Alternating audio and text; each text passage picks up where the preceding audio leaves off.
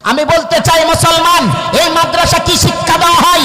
আজকে যদি মাদ্রাসা বন্ধ করে দেওয়া হয়, আপনারা ইমাম হারা হয়ে যাবেন, মুয়াজ্জিন হারা হয়ে যাবেন, ওই মসজিদে আযানের ডাক বন্ধ হয়ে যাবে, বিয়ে শাদী বন্ধ হয়ে যাবে, সেই দিন পাওয়া ভুলে যাবেন। আজকে মুসলমানের মাদ্রাসাগুলোকে টিকে রাখার দরকার কিনা আমাদের? প্রতিটা কাজ যেমন জিন্দা থাকবে, তার থেকে কোরআনের প্রতিষ্ঠানগুলো টিকে থাকার দরকার বেশি। এই প্রতিষ্ঠানগুলো যদি না থাকে, এই প্রতিষ্ঠান থেকে যা তৈরি হয়, এই কারখানাগুলো থেকে ইমাম মুয়াজ্জিন তৈরি করা বন্ধ হয়ে যাবে। এখান থেকে আমরা বদ্দিনওয়ালা হয়ে যাব, দিন হারিয়ে ফেলবো, মূর্খ জাহেলাতের যুগ চলে আসবে। ঈমান হারায় আমাদেরকে মৃত্যু বহন করতে হবে।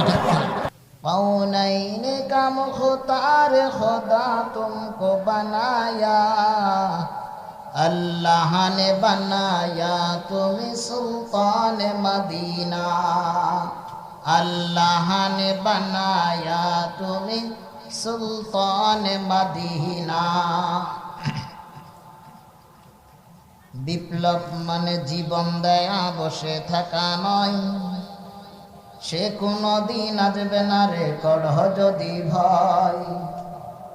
বিপ্লব মানে জীবন দেয়া বসে থাকা নয়, সে কোনো দিন আসবে না রে করহ যদি ভয়।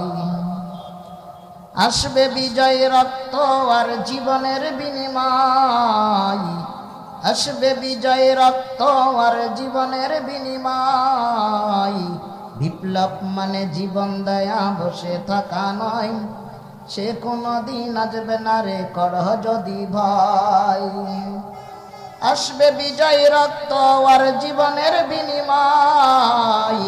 বিপ্লব মানে জীবন দেয়া বসে থাকা নয়, সে কোনো দিন আসবে না রে করহ যদি ভয়। লড়াইয়ের ওই ময়দানেতে যেতে তোমাকে হবে, প্রয়োজনে সব রক্তটুকু জমিনে ঢেলে দেবে। লড়াইয়ের ওই ময়দানেতে যেতে তোমাকে হবে, প্রয়োজনে সব রক্তটুকু জমিনে ঢেলে দেবে। তবু তোমায় লড়তে হবে, মানিবে না পরাজয়। বিপ্লব মানে জীবন দেয়া বসে থাকা নয়, সে কোনো দিন আসবে না রে করহ যদি ভয়। বিপ্লব মানে জীবন দেয়া বসে থাকা নয়, সে কোনো দিন আসবে না রে করহ যদি ভয়। নারে তাকবীর। আলহামদুলিল্লাহ, মহান রব্বে কারিমের দরবারে শুকরিয়া জ্ঞাপন করি যে আল্লাহ পাক রব্বুল আলামিন যে মাদ্রাসার উদ্যোগে কোরআনুল তাফসিরের প্যান্ডেলে আজবার